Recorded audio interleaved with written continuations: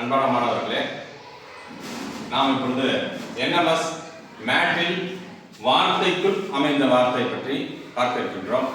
மிக எளிமையாக இருக்கும். ஒரு ஆங்கில வார்த்தை என்று கொடுக்கப்பட்டிருப்பார்கள்.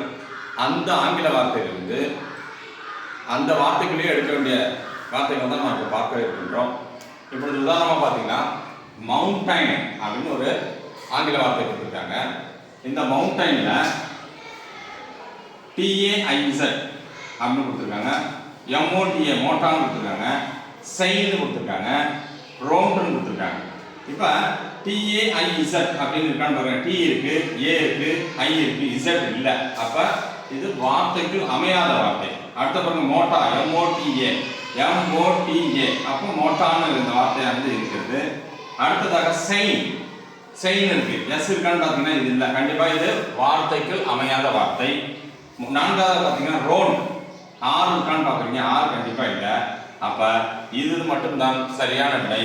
மோட்டா என்பதுதான் இந்த கேள்விக்குரிய சரியான விடை. வார்த்தைக்கு இந்த வார்த்தைக்கு அமைந்த வார்த்தை மோட்டா. இரண்டாவது கொஸ்டின் பாருங்க, கெமிக்கல்.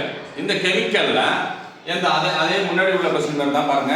இதுவும் பாருங்க CHEAP இல்லை. அப்ப இது வார்த்தைகள் அமையாத வார்த்தை.